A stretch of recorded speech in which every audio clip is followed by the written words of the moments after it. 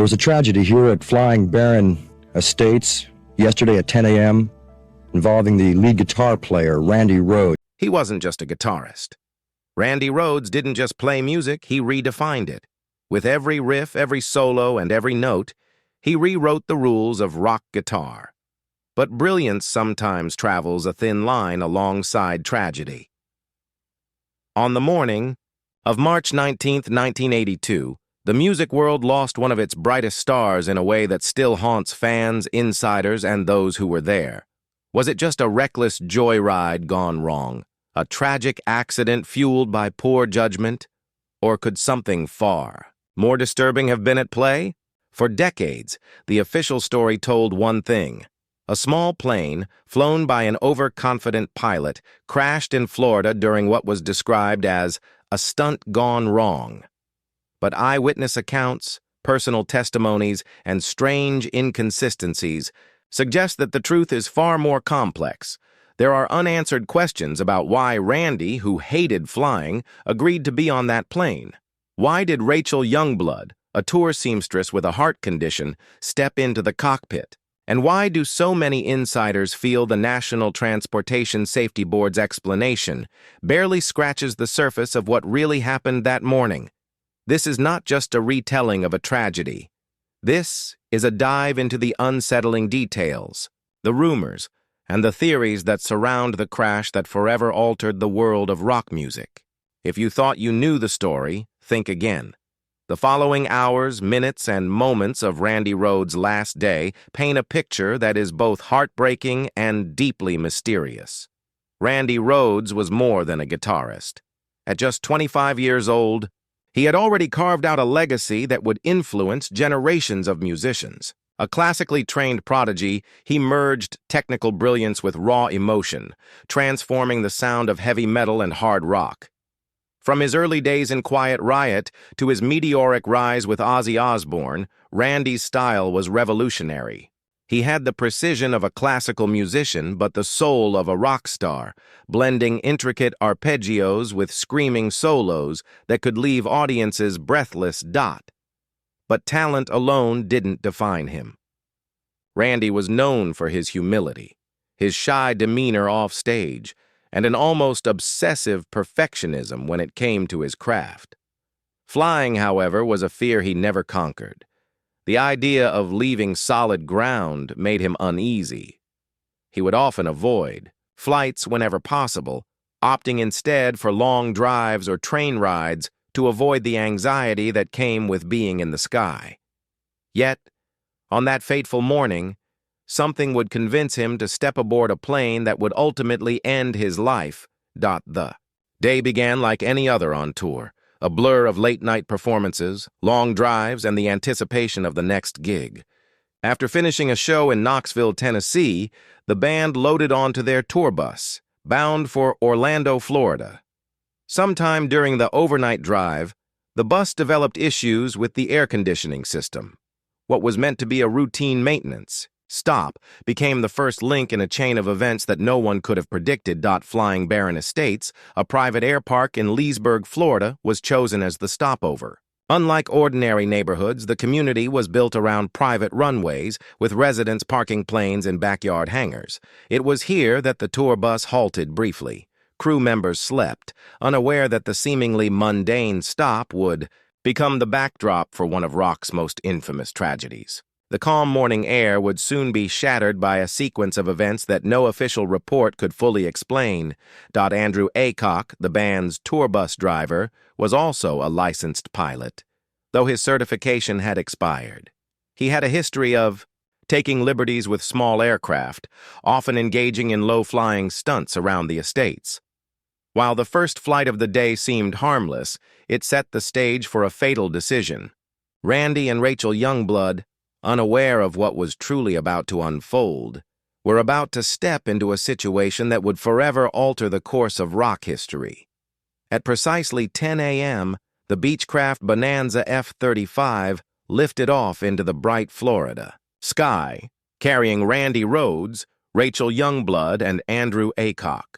Initially, the flight seemed ordinary, intended to capture a few aerial photos of the estate for Randy's mother.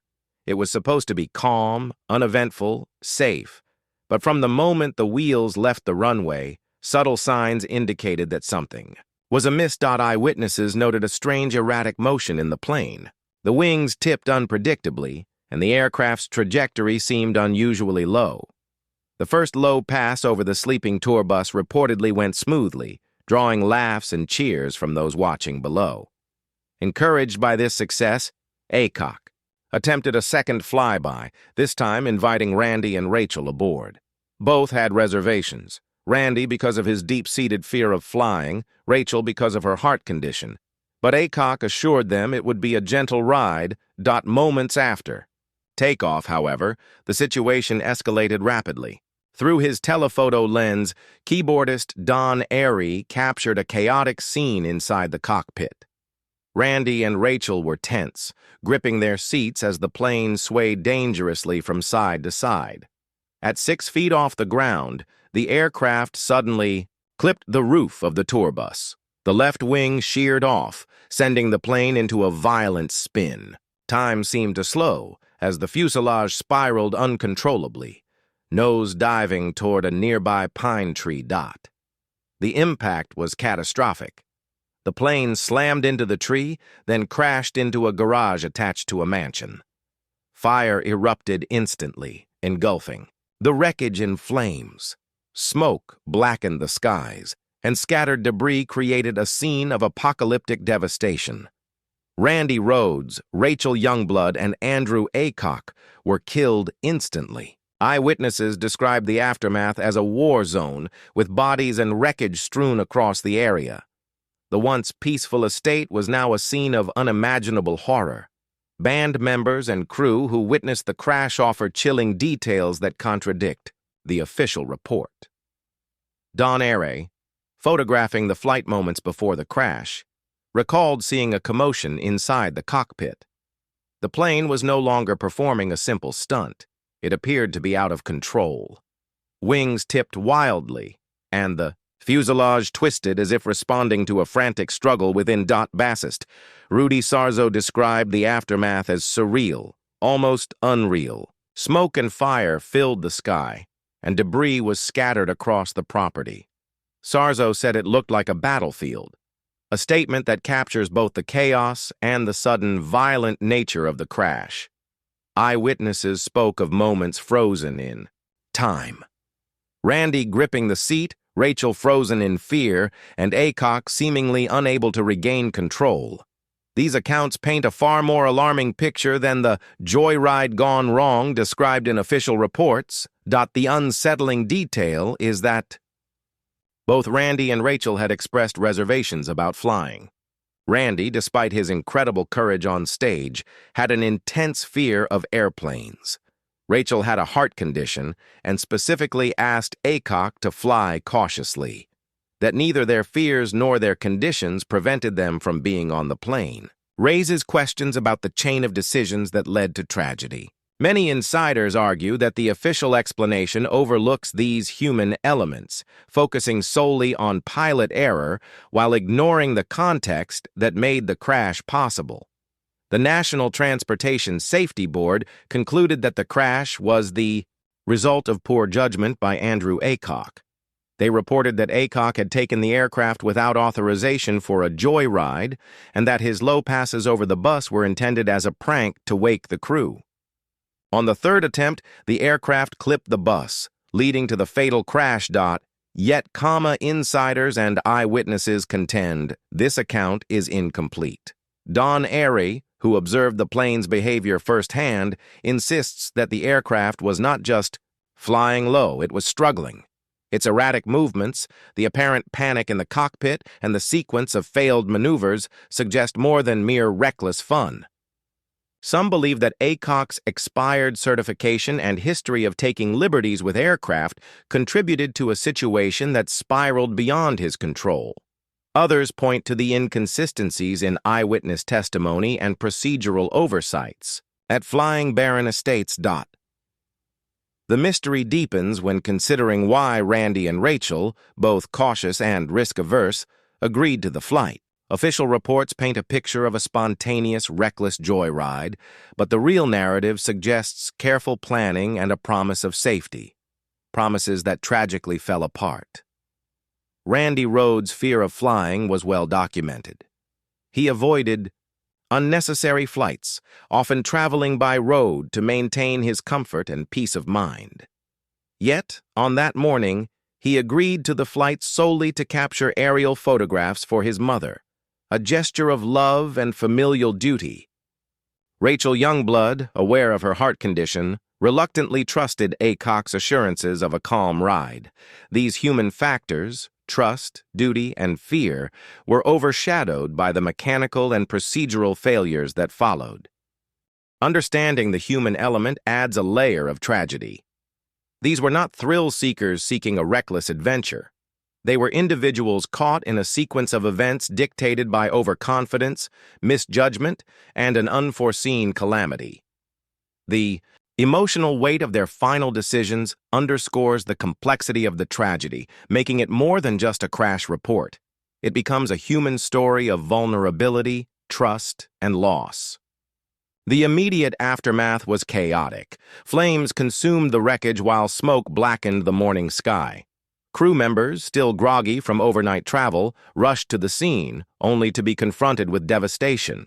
Band members described the sight as apocalyptic, a stark contrast to the peaceful air park just moments earlier. In the days following, the music world mourned the loss of a prodigious talent. Tributes poured in from fellow musicians, fans, and critics who recognized the magnitude of Randy Rhoads' contribution to rock music. The crash not only robbed the world of a genius guitarist, but also left deep psychological scars on those who witnessed it firsthand. Eyewitnesses recall the haunting images of smoke, fire, and twisted metal, scenes that replayed in their minds for years. Yet questions lingered. Why did the sequence of poor decisions occur? Could this have been prevented? These unresolved issues fueled speculation, creating a shadow of doubt over the official narrative and embedding the tragedy deeper into rock lore. Even decades later, many believe the full story has never been told. The NTSB report offers one explanation, but insiders, bandmates, and eyewitnesses hint at discrepancies and hidden details. Randy's reluctance, Rachel's health, and the plane's erratic behavior suggest a tragedy more nuanced than simple recklessness. Alternative theories abound. Some suggest mechanical failure may have played a role. Others speculate about human error compounded by overconfidence. Few are willing to claim sinister intent, yet the unanswered questions linger. What truly caused the plane to spiral out of control? Why did two risk-averse individuals step aboard? The crash of March 19, 1982, remains one of rock's most haunting tragedies. Randy Rhoads' legacy, however, endures. His music continues to inspire, his solos continue to captivate, and his story continues to provoke both sorrow and speculation. While the mystery may never be fully solved, the human, technical, and emotional elements of that day remind us of how fragile brilliance can be and how quickly life can change in the blink of an eye. Even though Randy Rhoads' life was tragically cut short, his influence on rock music has been nothing short of monumental.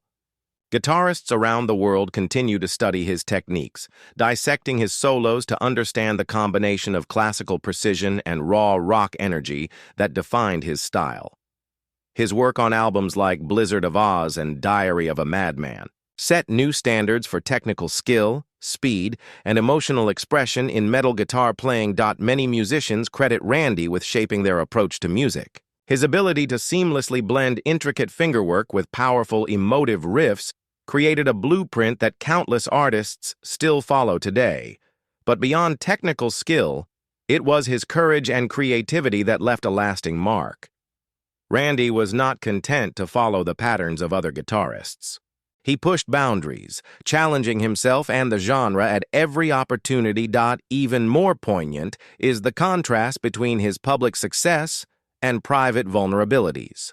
Fans see the confident, flamboyant performer on stage, but few know of the Quiet, thoughtful musician who feared flying, avoided confrontation, and had a deep sense of responsibility to his family. That combination of vulnerability and brilliance only amplifies the tragedy of his untimely death.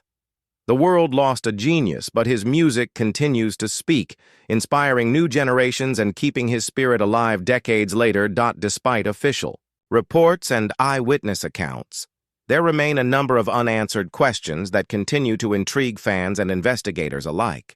Why did Randy, known for avoiding flights, agree to board the plane that day? Why was Rachel, who had a serious heart condition, allowed to fly? And why did Aycock, a pilot with an expired license, feel confident enough to perform low-flying maneuvers over a bus full of sleeping crew members? Eyewitnesses recall details that contradict the official narrative. Some described seeing the aircraft wobble unusually before the fatal crash. Others suggested that the plane's trajectory indicated more than just a misjudged stunt. It seemed as if someone inside the cockpit had lost control entirely. These inconsistencies have fueled speculation for decades, making the crash one of the most scrutinized and mysterious incidents in rock history. Even the NTSB report leaves room for doubt. While it attributes the crash to poor judgment, it does not fully explain why two cautious individuals agreed to fly, nor why the plane displayed such erratic behavior before impact. These gaps in the story have allowed alternative theories to flourish, from mechanical failure to compounded human error. And though no definitive proof exists to suggest foul play, the very fact that so many insiders continue to question the official story ensures that the tragedy remains steeped in mystery.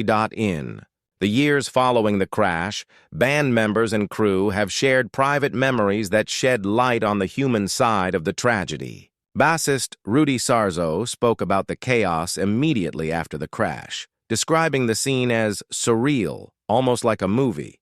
Keyboardist Don Airey recounted the strange foreboding he felt while photographing the plane moments before impact, recalling that instinctively he knew something was wrong.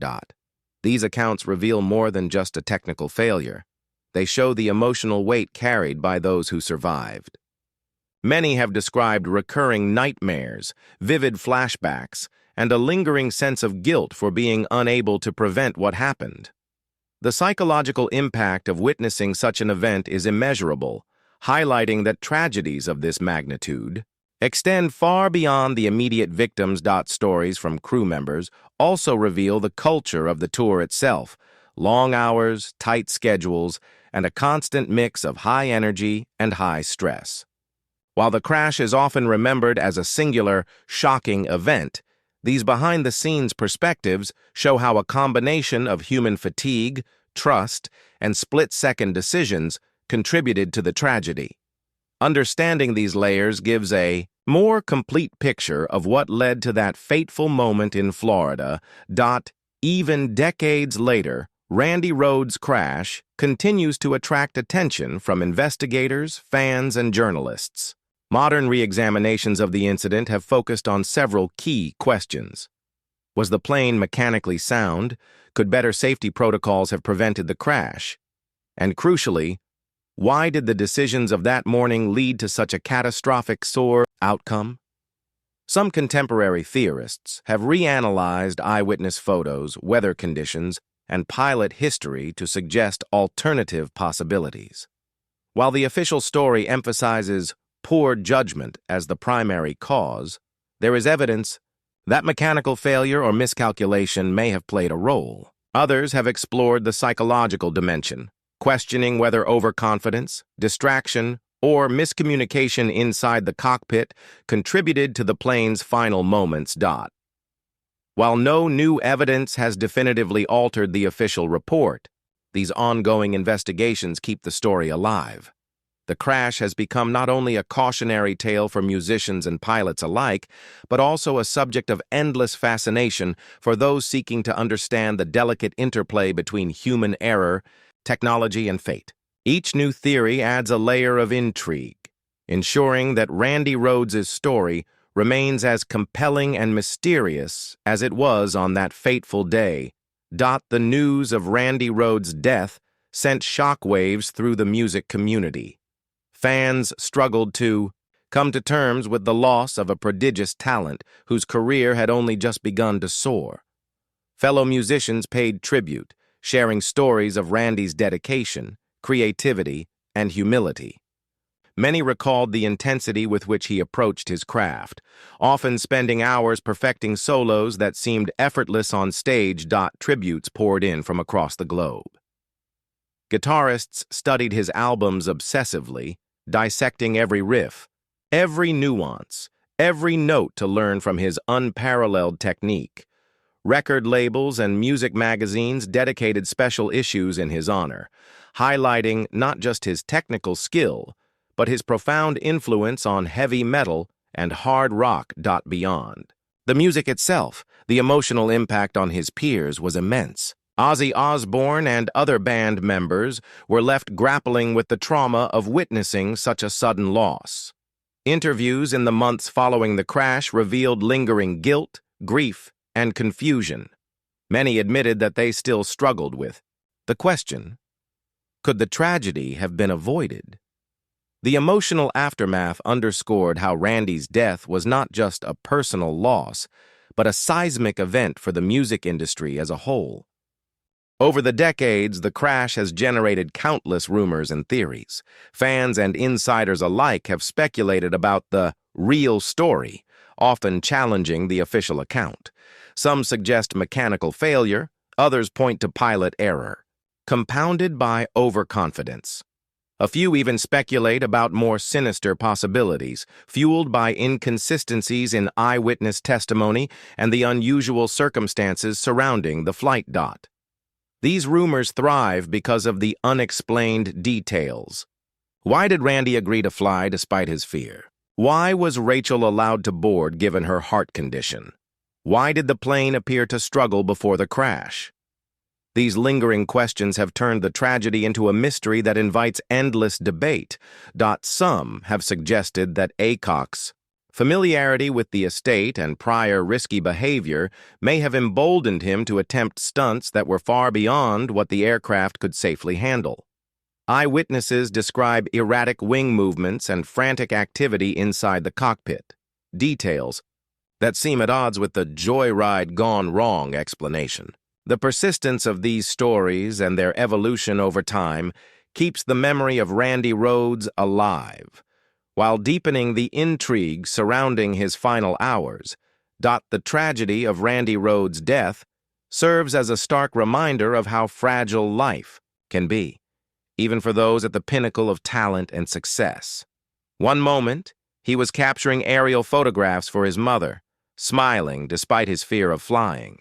The next, he was gone, leaving behind grief-stricken friends, family, and a shocked music world. This reflection goes beyond technicalities or theories. It touches on human vulnerability, the randomness of fate, and the profound impact of a single, irreversible event. Randy's story reminds us that talent and brilliance do not shield anyone from tragedy, and that moments of trust, risk, and human error can converge with devastating consequences. The music world continues to celebrate his genius, but the sense of what might have been lingers. Albums that were never recorded, tours that never happened, and solos that the world will never hear exist only in memory and imagination. The tragedy of that March morning continues to resonate, not just as an event in rock history, but as a human story of ambition, risk, and loss. Despite his short life, Randy Rhoads' influence endures. Young guitarists continue to study his work, aspiring to capture even a fraction of his skill and emotional depth. His approach to blending classical techniques with rock sensibilities has become a benchmark for technical mastery. Beyond technical influence, Randy's story inspires resilience and dedication. His willingness to push boundaries, experiment with sound, and commit fully to his art remains a guiding example for musicians everywhere. Every tribute, cover, or homage to Randy Rhoads keeps his spirit alive, turning tragedy into enduring inspiration. While the mystery of the crash still sparks debate, his music transcends the circumstances of his death. Randy Rhoads is remembered not only for how he died, but for how brilliantly he lived, for the music he created, and for the countless musicians he continues to inspire. His legacy is immortal, a reminder that even in loss, brilliance can shine. Forever. Life on tour was grueling for Randy Rhoads and his bandmates. Long nights performing in packed arenas, overnight drives between cities, and constant pressure to maintain perfection on stage created a high-stress environment. The Flying Baron Estates stop, seemingly routine, was just another checkpoint in this exhausting schedule. Yet even in such a demanding routine, moments of levity and camaraderie existed. Pranks, jokes, and lighthearted stunts that occasionally lifted spirits. It was this mixture of exhaustion, adrenaline, and familiarity that may have contributed to the tragedy. Aycock, accustomed to risky maneuvers in planes and emboldened by the informal atmosphere of the estate, likely underestimated the danger. Randy and Rachel, trusting the assurances of someone they knew, stepped into a situation that would turn fatal in mere minutes. Understanding the dynamics of tour life, the fatigue, trust, and spontaneous decisions adds a human layer to the incident, showing how ordinary pressures can intersect with extraordinary tragedy. The crash left a lasting psychological imprint on those who witnessed it. Band members and crew reported recurring nightmares, flashbacks, and feelings of helplessness that haunted them for years. Rudy Sarzo described a sense of unreality immediately after the incident, struggling to reconcile the explosion, fire, and debris with the peaceful morning that had preceded it. Many of those present spoke of survivors' guilt, a psychological burden that accompanied them long after the scene was cleared. Don Airy, who had photographed the flight moments before the crash, admitted to reliving the chaotic movements of the plane in vivid detail, questioning if he could have done something differently. The trauma extended beyond the physical scene. It became an emotional wound that would never fully heal. This human cost underscores the depth of the tragedy, proving that the aftermath of such an event is measured not only in lives lost, but in lasting mental and emotional scars on those who remain. The media coverage following Randy Rhoads' death contributed to both his legend and the enduring mystery.